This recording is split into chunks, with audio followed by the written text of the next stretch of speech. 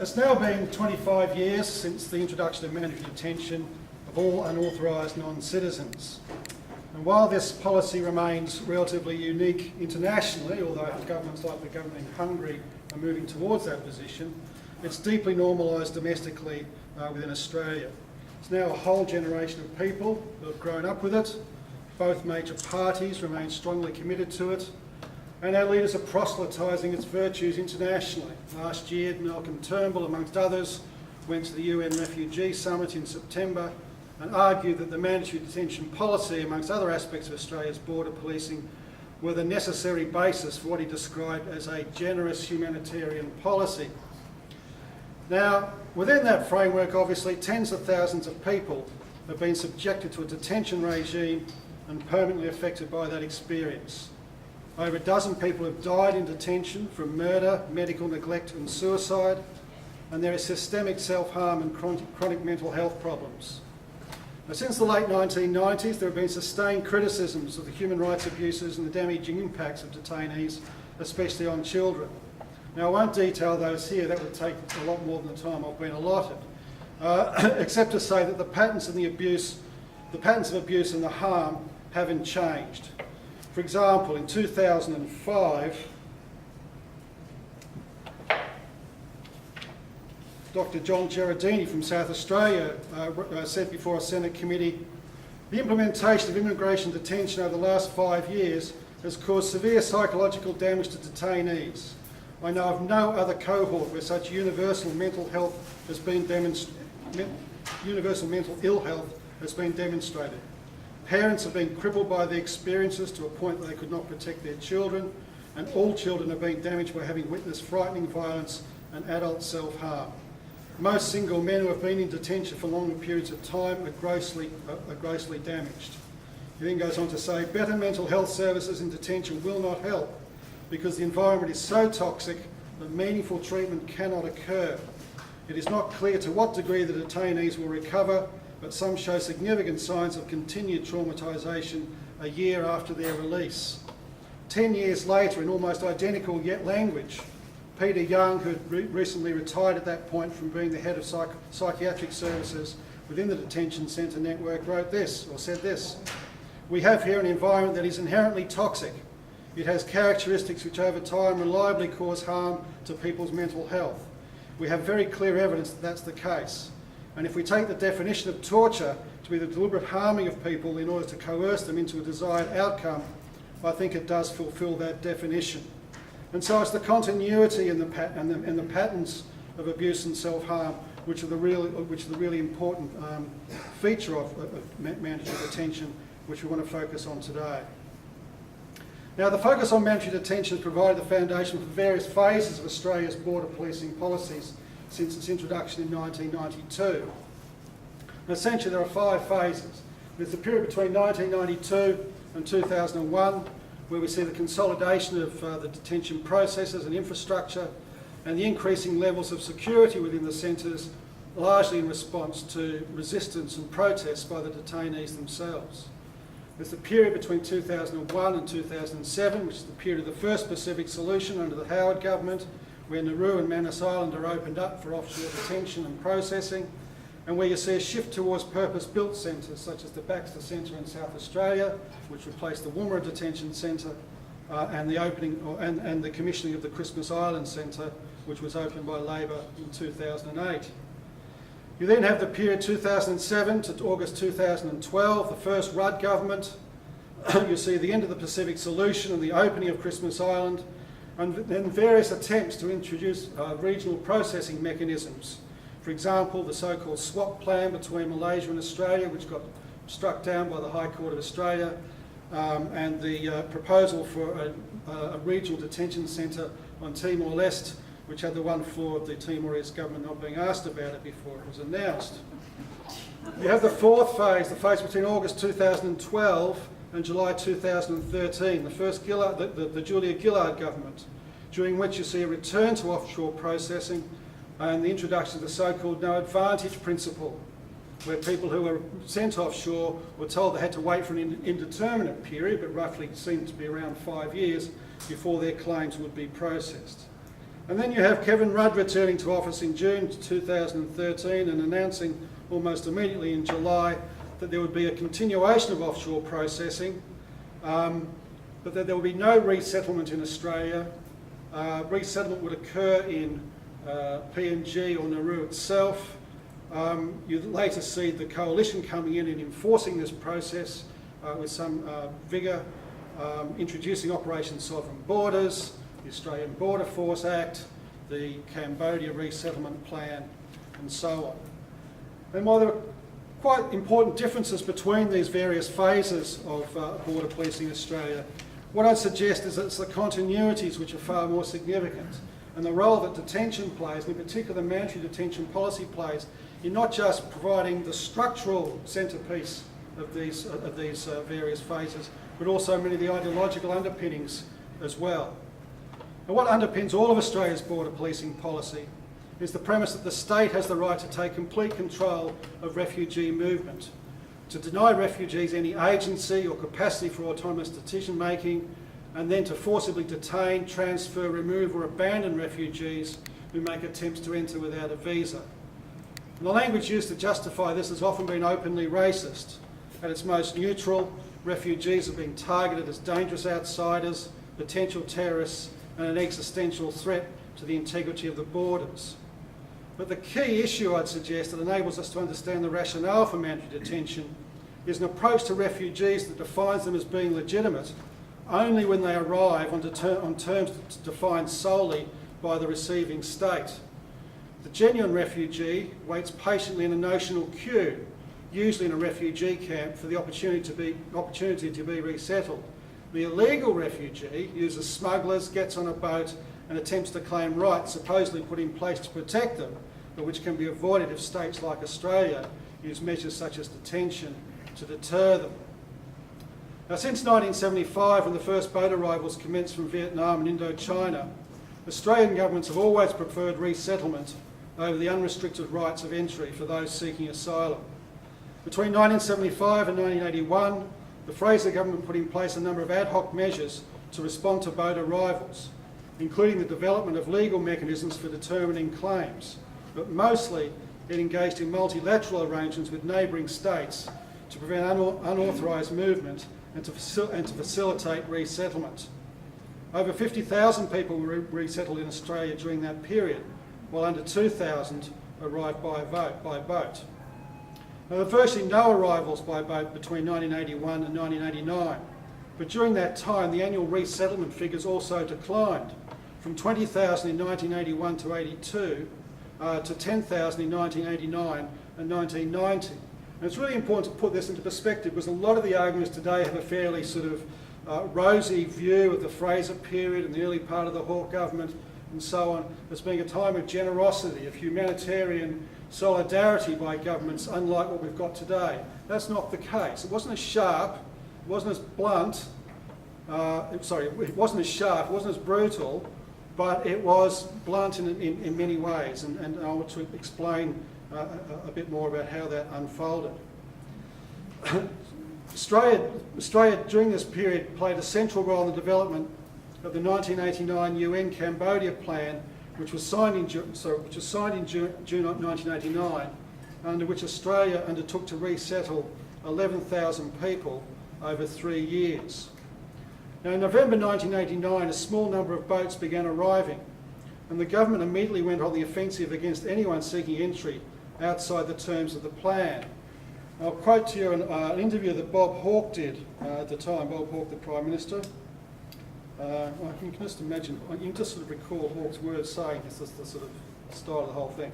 The question, this is a morning TV interview, question, we woke up this morning to read that we're asking the Cambodian government to take back some of the Cambodian boat people who came to our shores. Why are we doing that? Hawke, for the obvious reason. I mean, we have a compassionate humanitarian policy which will stand comparison with any other country in the world, but we're not here with an open door policy saying anyone who wants to come to Australia can come. These people are not political refugees. How can you be sure of that, Mr. Hawke? Simply, there is not a regime now in Cambodia which is exercising terror, political terror, upon its population. What do you make then of these hundreds of people who get on their tin boats and travel across What we make of it is that there is obviously a combination of economic refugeeism, if you like, people saying they don't like a particular regime or they don't like their economic circumstances, therefore they're going to pull up stumps, get in a boat and lob to Australia. Well, that's not on. And risk their lives to do it. Their lives, we have an orderly migration program. We're not going to allow people just to jump the queue by saying we'll jump into a boat, here we are, bugger the people who've been around the world. We have a ratio of more than 10 to 1 of people who want to come to this country compared to the numbers that we take in. Question, and you personally have no qualms about that? Not only no qualms about it, but I will be forceful in ensuring that that is what's followed. This is Hawke in June 1990, and it very much sets the framework for how we can understand the momentum behind the introduction of mandatory detention. And principally it was the desire to buttress the Cambodia plan, the plan I talked about before, under which Australia agreed only to take 11,000 people over 3 years, and more generally to buttress this notion of refugees as only being deserving if they're resettled. That is the sort of philosophical premise, if you like, which underpins the introduction of mandatory detention. From 1989 onwards, the Immigration Department had used the existing powers within the Migration Act to detain refugees who arrive by boat for the duration of their decision-making process. Now, this was eventually declared unlawful by the High Court of Australia, but if you want to be accurate about when did mandatory detention begin, in practice it actually began in 1989 by the introduction of that policy by the Immigration Department. Then there are two pieces of legislation in 1992 which sort of set the current legislative framework in place. Firstly, there was the 1992 Migration Act, which provided retrospective justification for the detention of Cambodians who had arrived by boat. All designated people who were to be kept in custody who arrived post-1992 and who had arrived, and this is, I said it was retrospective, and who had arrived by boat between the 19th of November 1989 and the 1st of December 1992. Now, custody at that point was defined as a detention centre established under the Act, a prisoner or remand centre where many of them ended up, a police station or watch house, or another place approved by the Minister. And this was initially limited to 273 days, but it could be extended for the duration of the court proceedings. A few months later, the 1992 Migration Reform Act was introduced, which came into operation in 1994. And it's that legislation which really set in place the existing detention provisions. And this developed a specific regime that was put in place earlier that year into a uniform system of detention for all unlawful non-citizens, and it removed the time limit. Now, despite the obvious punitive dimensions to this, the fact that technically detention serves an administrative rather than punitive purpose, a legal fiction endorsed by the High Court in 2004, means that it can be bureaucratically administered with limited oversight and transparency. Beyond their visa status, little attention needs to be paid to the individuals being detained. Making detention the opening response to unauthorised refugees legitimises then the routine uses of force, it criminalises them and entrenches their status as outsiders. Now, it's important to note the arguments that were advanced at the time to understand how they drew on historical imperatives advanced for border controls and contributed to the denial of any right to free movement by refugees, and remain the bedrock of most of the arguments used to justify the current border policing regime. I just want to take you through some of those arguments because, again, there's a bit of amnesia in much of the current political discourse around detention, which sort of focuses very much on the Howard period. I think it's important to note the way in which Howard simply built on the arguments and the processes which had been put in place by the preceding Labor government. And there are a number of reasons for the introduction of introducing mandatory detention. The first justification was that it was a means of the state maintaining control over the migration process. Jerry Hand, who was the Immigration Minister at the time, told Parliament in 1992, "I believe it is crucial that all persons who come to Australia without authorisation not be released into the community. Their release would undermine the government's strategy for determining their refugee status or entry claims. Indeed, I believe it is vital to Australia that this be prevented as far as possible. The government is determined that a clear message be sent to A clear message be sent that migration to Australia may not be achieved by simply arriving in this country and expecting to be allowed into the community. The second argument was that maintaining that detention was necessary to maintain maintain and protect national sovereignty. Labor Senator Jim McKiernan, who was the chairman at the time of the Joint Standing Committee on Migration, said, "I believe it is the government that should determine who should be admitted to Australia. To concede that right to foreign nationals would be a direct attack on Australia's national sovereignty." Very close to John Howard's famous speech around we all shall determine who crosses the border and on what terms, and so on. Third, detention was argued as necessary because it was a form of deterrence against people smuggling. And again, from Jim McKiernan, the more liberal-minded policy of the United States and that the firm government policy on detention of I'll restart. This is McKiernan again, who claimed Australia was avoiding the problems arising from the more liberal-minded policy of the United States, and that the firm government policy on detention of non-documented arrivals has already paid dividends. The gangs who benefit from the business of carrying human flesh for profit appear to have received the message. Well, they were famous last words. McKiernan also went on to argue that detention was necessary as a buttress for resettlement. Another reason is my support for Australia's refugee and humanitarian program. The 13,000 people to be chosen the next financial year will be chosen for resettlement by the government and the Immigration Department in accordance with the criteria established under Australian law, and so on. The next argument advanced was that it would reduce social conflict. And again, finally, McKiernan argued that it was necessary to prevent queue jumping, language which became very sort of entrenched during that period. It was not about locking up forced migrants seeking protection in Australia, or those stranded in the camps elsewhere. We must remember, McKiernan reiterated, that there are millions of people living in appalling refugee camps in many parts of the world. Let's not forget them. You can be assured that your government will not. Sorry, Mark, what about 5 more minutes? Yeah, 5. Yeah. 5 or thereabouts. Now, the immigration detention complex that we now know was developed within the legal framework on the basis of those political arguments which started to emerge in the political mainstream in Australia from the late 1980s onwards. During the 1990s, there were 3 main centres. There was Port Hedland, Curtin near Derby in northwestern Australia, and the Woomera Detention Centre in South Australia. These sites had previously been used as either mine worker or military barracks, and they had to be hastily commissioned for the mass sort of detention, the mass detention practices which developed throughout the 1990s.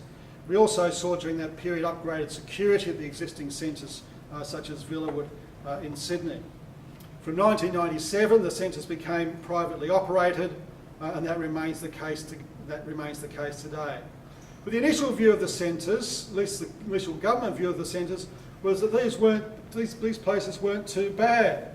The Joint Standing Committee on Migration sent a delegation to Port Hedland in October 1991 and said, as for the facilities there, a number of committee members have visited this centre and other refugee processing centres in other parts of the world.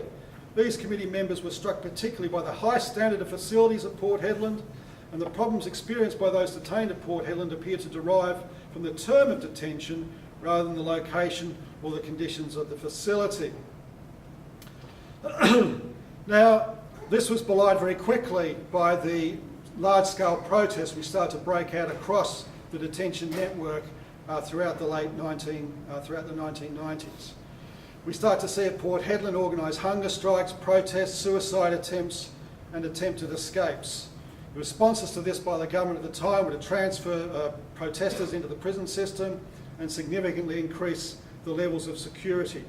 The protests began to gain significant momentum by 2000. And again, I'll just quickly read you a quote about this. If I can find the right page, 232, not 232.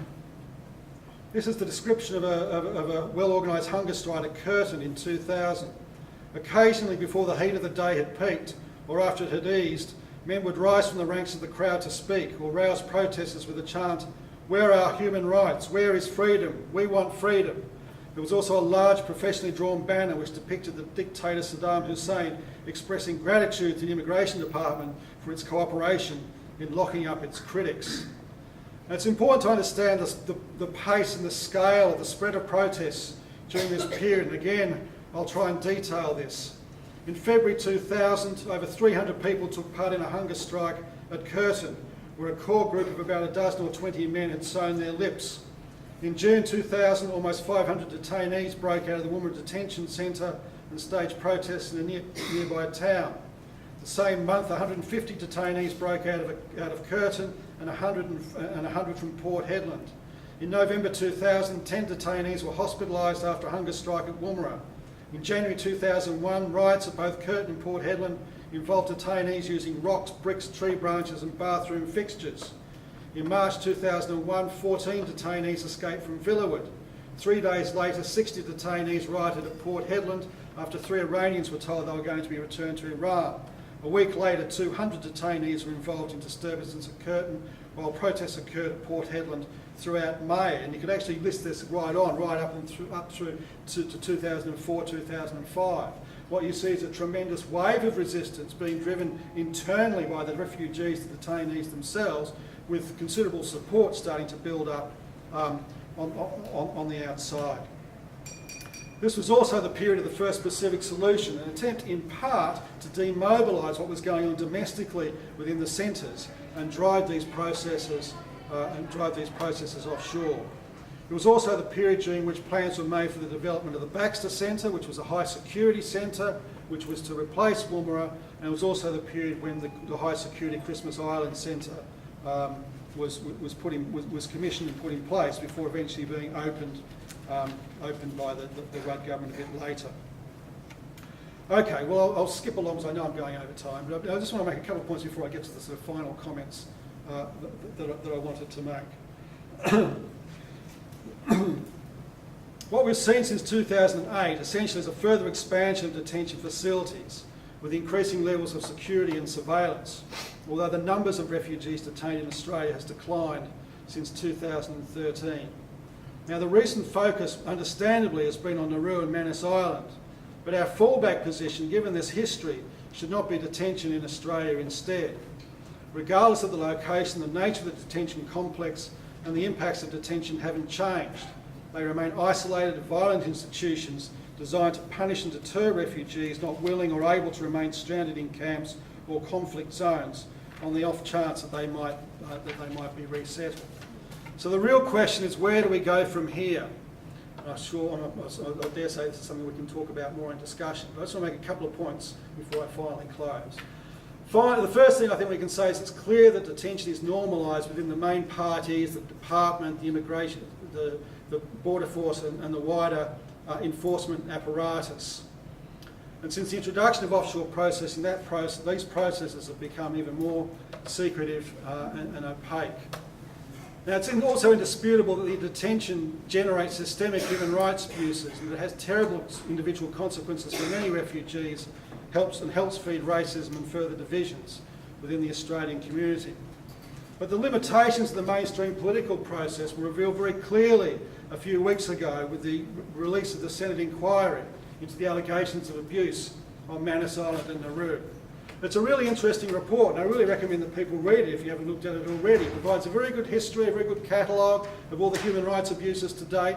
It then goes on through a whole new catalogue of human rights abuses which are unfolding on Manus Island and Nauru, and then essentially concedes by avoiding the blindingly obvious conclusion that these places should be shut down and the people be brought here by calling for another series of external reviews. Now, in response to this, we clearly need to build on the campaigns to bring them here and to let them stay. But that's not just a practical question limited to those people currently stranded by Australia's offshore processing policies. Last year, as I said, the special UN summit was held, at which Malcolm Turnbull and other world leaders spoke. And that summit pledged to develop a global compact by the end of 2018. Now, if this actually happens, it will mostly rely on commitments to resettle and leave border controls largely untouched. The fact that Turnbull could address this meeting, the fact that he could proselytise for the Australian position, the fact that he could boast of Australia's resettlement policy as the fourth most generous in the world, tells you all you need to know about the capacity of Western states' resettlement programs to actually provide long-term solutions and protections for the vast majority of the world's refugees. So while increasing resettlement might be good news for the tiny numbers of refugees who may happen to be covered by these new policies, a much more fundamental campaign needs to be launched, not just to end mandatory detention in countries like Australia, but to actually argue more for the most fundamental rights which refugees deserve, and that's the right to free movement. Because without the right to free movement, without the right to cross a border without hindrance and obstruction from border forces, without the threat of being detained and driven offshore and driven crazy in the process, without that fundamental right to free movement, we're not going to see an end to mandatory detention or the capacity to end mandatory detention in a way which will really be a move forward for refugee rights.